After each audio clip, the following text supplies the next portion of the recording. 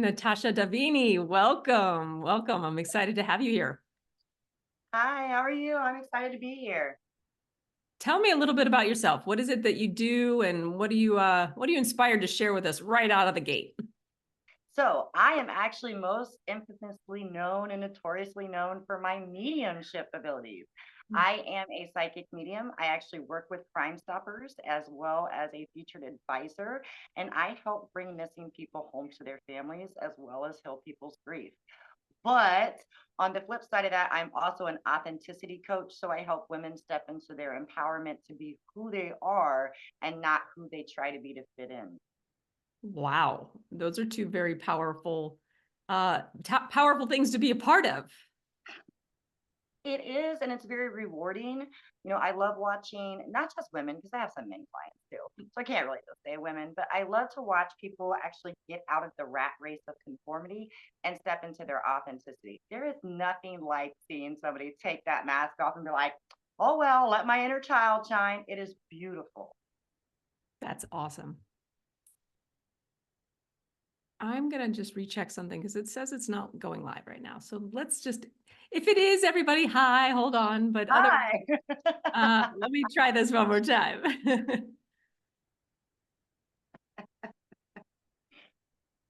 Take two.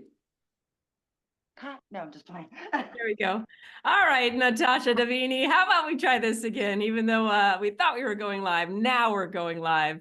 Welcome to the Empowered Soul Network. I'm excited to have you here, and Natasha's here to share with us about a lot of things, but including authenticity. So, Natasha, please introduce yourself. What do you do in the world? So I am a psychic medium. On top of that, I am also a coach that helps with authenticity. I am in this the blah blah blah. I can't talk now that it's a We're all recording. Take stumbled two. up now. More infamously known for my mediumship abilities. I help Crime Stoppers locate missing people and cold cases to bring people home. And I also help men and women discover who they are outside of who they were taught to be in conformity. Wow. Well, as I said before, that is both of those things. You've got my mind going, wow, what a thing to be involved in. How did that start for you? So I have always been a psychic medium ever since I was a little kid, and I actually am releasing a book with the Change series in regards to that about growing up as a medium. I was always the weird kid that seen people nobody else could see, and a lot of people, of course, conditioned me to believe that you can't tell people that everybody's going to think you're crazy. So I literally like dimmed myself down to fit this narrative, which is also how I became the authenticity coach, to basically condition myself to believe that I was crazy, I was seeing things. And then I lost my cousin in 2019, who was my biggest supporter and fan. And when I lost her, it's kind of how this all started and like a tribute to her. Hmm. She always wanted me to come out. She's like, you got to share this with the world. You can help so many people. And I didn't because I was afraid. But when I lost her, that fear completely dissipated. And here I am. So Wow. So tell me a little bit more about dimming your light, dimming those natural abilities that you have. So they never really went away. They were always still very prevalent. I just hid it from society. Instead of, like everybody that I meet comes with a deceased loved one, sometimes a couple deceased loved ones. But instead of speaking on it, I would try to pretend like they didn't exist and it was a figment of my imagination. But it got to the point where they would start coming in unexpectedly, like clockwork, pun intended. Uh, and I couldn't stop it anymore.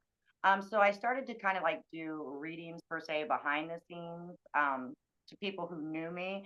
But I used to joke about I would hide it kind of like a legal business because nobody could know that. So it was like a hush hush basis and screened everybody before I would read for them.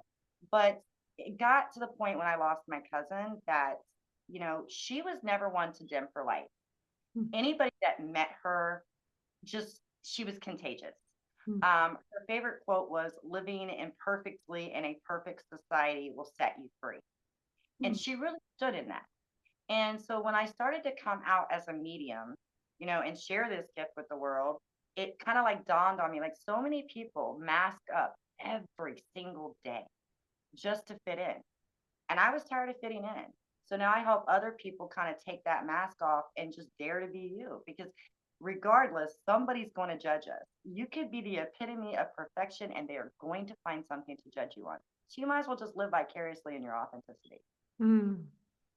What was that like? Can you walk me through a little bit more about when you finally decided, and then what was that experiencing for you as you were taking those first steps to express yourself fully, and what how was that received? Did you meet up with any of those fears that you had? Quite a lot, actually. Um, you know, in the midst of my grieving, I had never been hit with grief like that. Like I said, she's my best friend. She was my everything. I actually carry her with me everywhere I go. She's with me everywhere I go. Um, and one day it's almost as if I heard her voice. She told me to get up. I wasn't eating, I wasn't sleeping, I stopped taking care of myself. And she said, get up. And I did. And at that moment is when it had like the major epiphany of, you have to help other people with their grief. Because the one thing that I wished more than anything is that I could see her, that I could hear her. And that's a fun fact about being a medium is we can't see our own people. We can help everybody else. We can't see our own people. So at that moment, I made that choice to help other people with their grief, and I exposed myself to the world as a medium. Now, I have been met with a lot of backlash per se. So many people, oh my God, you're crazy, you're schizophrenic. And then when I start reading them, I scare them because I can't, I mean, my abilities are to the point that I can like remote view into people's lives and see things in their houses. I can pinpoint exactly, unfortunately, where somebody was left when they met their demise in a case of like a murder or something. So it's kind of a double whammy. Either people accept me or they fear me. So it goes either way. Now, my feelings in that is sometimes it's hard. Like it's hard when everybody's judging you. And that's why I preach the authenticity so much is that you can't let that stop you. You cannot let the fear of what other people are going to think about you stop you, because there might be somebody out there that really needs you. And if I wouldn't have, imagine if I would have been like, nope, I'm not doing this. I have literally located over 2,000 people that were cold cases, some of them missing for 25 years, and we brought them home. Had I not dared to be myself and said, hey, I see dead people for a living, nobody would find their missing loved ones. They'd still be grieving. They'd still be stuck in the what if. And that's something more rewarding than I could ever explain. I'm sure. So that's definitely a huge motivating factor.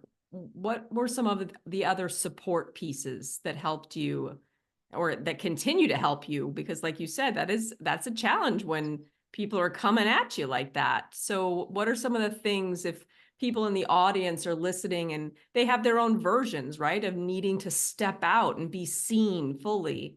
What were some of the things that helped you more? So affirmations is a big part of my daily routine. I affirm everything. Anytime that fear starts to creep in, because it gets you. Am I doing the right thing? Am I going the right way? Am I really seeing these people? Is this real? Affirm over yourself. Yes, I am who I am. Yes, I am successful. Yes, whatever it may be, because like you said, it's a different narrative for different people. You have to be your own coach. Nobody is going to support you more than anybody. And sometimes we need other people to help. So if you are struggling with that, there are people out there to help you, get you a mentor, get you a coach, get you a therapist. Because I also, went and sought therapy. And that was another big attribute of, who I am today and what I do. But more importantly, you have to believe in yourself. You have to get you. We were talking about my kitty. I have my cat.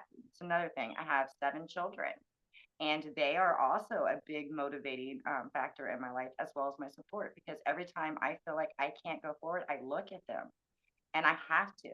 I have to do it not just for them, but the people that are relying on me to do it.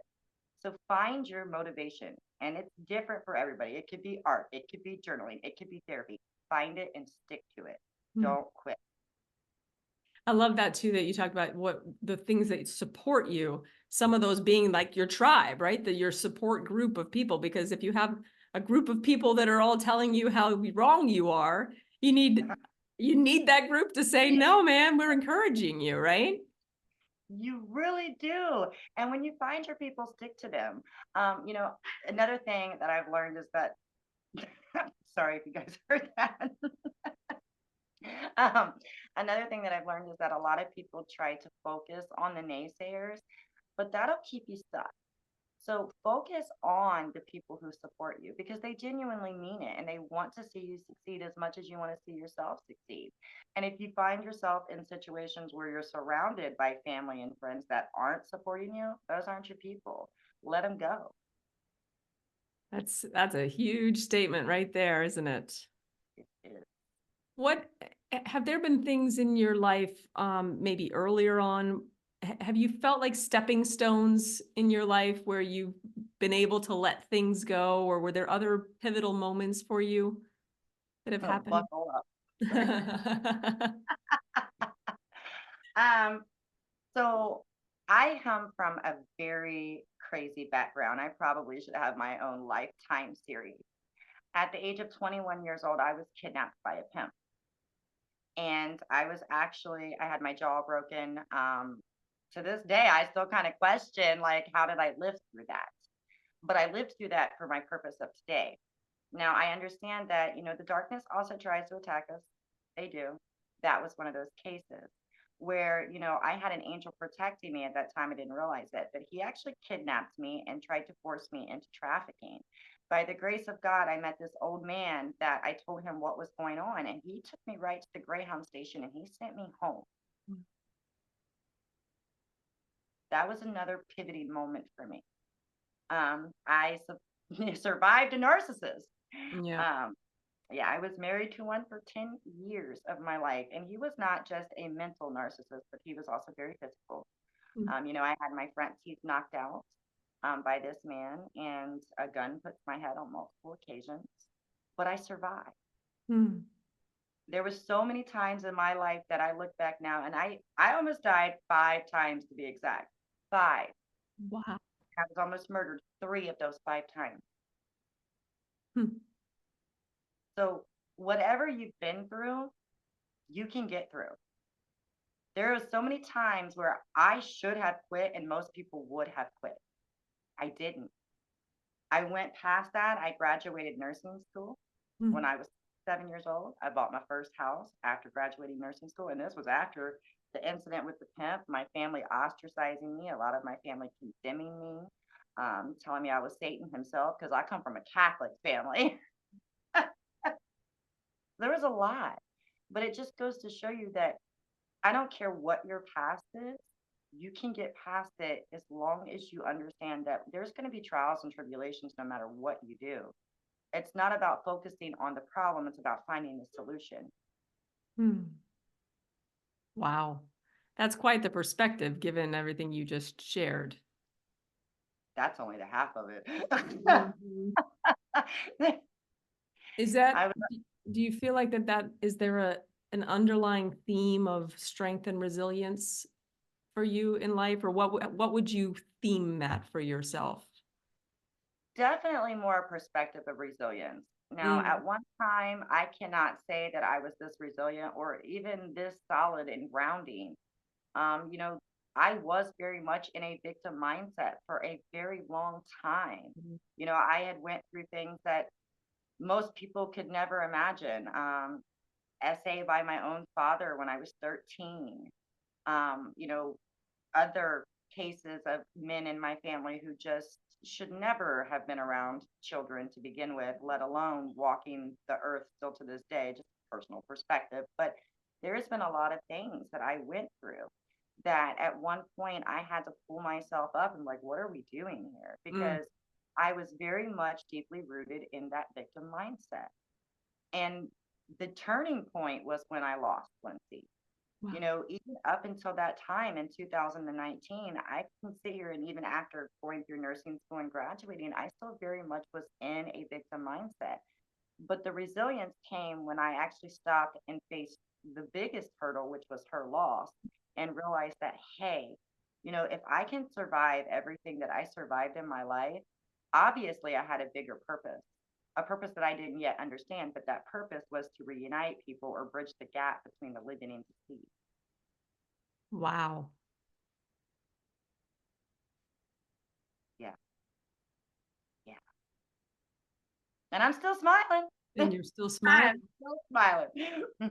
I mean, that's an empowerment right then, right there, what you're just expressing. Like I can feel the level of that challenge, and then yet the decision made to take yourself a different direction.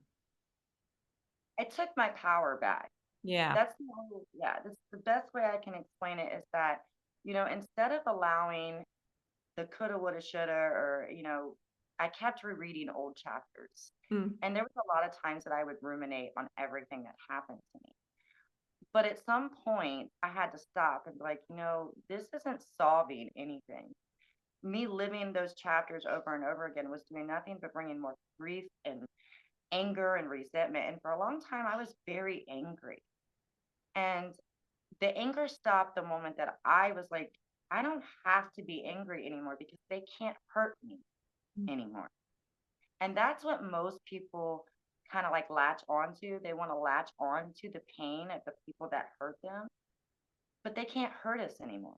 mm, Finally get that like epiphany that you can choose to not give your power back to them or allow them to hurt you by hurting yourself by ruminating on that, everything changes. mm. How does that all connect what you're sharing with your passion of talking about authenticity? Well, it goes down to this, like, when we ruminate on the coulda, woulda, shoulda in past chapters, you will start to literally shrink yourself within yourself. Now you're stuck in your head, you're stuck in your heart, you're stuck in fear, you're stuck in anger, and whatever those negative emotions may be that you will mask up to appease everybody around you, including society. And the appeasement stops the moment that you realize that, yeah, people are going to hurt you along your path. That's kind of just how it works. Not everybody's skilled and people are still acting out of toxicity, but your people are going to love you regardless. So when you are courageous enough to stop and live in your authenticity, not only will you stop fearing everything around you, but you'll start to have true happiness. Mm, You'll be happy, and most people seek happiness, not realizing that happiness is a choice. It's not the next car, it's not the big successes or endeavors, or it's not, it's a choice that you make. Your whole world could be crashing and burning, but if you're truly happy, then remain happy because you are authentic to yourself. mm. Also, to find out that people who resonate with you on a soul level are naturally drawn to you when we have that courage to say, this is who I am, guys. You won't have the people around you as much that want to hurt you because your authenticity is going to scare them. Right. Right. Wow. Well, what else are you inspired to share about as we kind of start to wrap things up a little bit? I feel like there's something else to talk about. Understand the one thing that I like a lot of people to understand is that a lot of people, when they get stuck in grief, when you lose somebody, they're like, oh, they're gone. They're not gone. Mm, They're all around you. A lot of people have guardian angels, if you will, if that's what you want to call them. And every person that I encounter comes with their guardian angel. It could be your mom, your sister, your aunt. Understand that they are there and they are there to protect you. And when you see things like cardinals and feathers and pennies, that is them talking to you. Just say thank you. mm. What a fulfilling line of work you're in, eh? It is very fulfilling. It is very rewarding. It can be very sad sometimes, but at the Yeah. end of the day, when you hear somebody get the answers that they've been seeking, there's nothing like it. Yeah. There's nothing like it. Beautiful. Natasha, how can people connect with you? So most people find me on Facebook under Natasha Davini, but you can also find me on Google as the Phoenix Code 616. And you can find me on any major platform too under that same name, the Phoenix Code 616. All right, before we go, tell me about what's the inspiration behind the Phoenix Code. So I had rebirthed as a phoenix. And I started to figure out the codes of not only myself, but how to help other people live in their authenticity and, break free from the chains of conformity. So the Phoenix Code it was, because I rebirthed myself. And if you knew me 10 years ago and you knew me now, you'd be like, who are you? Yeah, love that. I've got my Phoenix right here. I love it. So I definitely resonate. Well, thank you so much. This has been a very poignant and surprising and inspiring conversation, and I really appreciate you being here and sharing with us. And I feel very confident that there are people out in this network listening or going to be listening that are going to be touched by and moved by and uplifted by your sharing. So thank you so much. You're very welcome, and it was a pleasure to be here. Thank you for having me. Yep. And I tell you what, we will I'll show you afterwards, but to get people tagged and make sure that you can find your videos so that more and more people can watch it. All right, Awesome. everybody. Thank you so much. Looking forward to sharing with you all more. Bye.